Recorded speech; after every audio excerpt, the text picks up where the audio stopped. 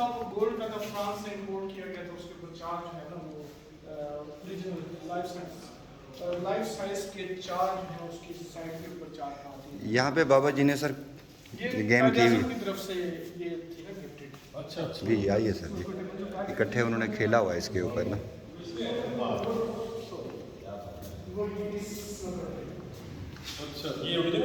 जी जी जी जी sir, ये इसीलिए वो तस्वीर भी साथ।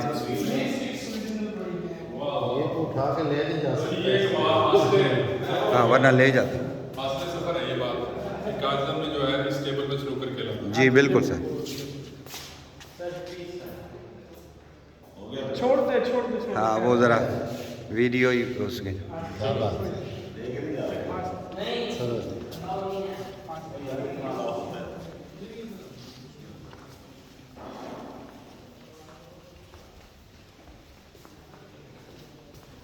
जो मैं डिस्कशन कर रहा था उस वक्त की गिलाफे काबा की जो लीक है वो स्टार्ट हुआ वो ये 1935 का गिलाफे काबा है।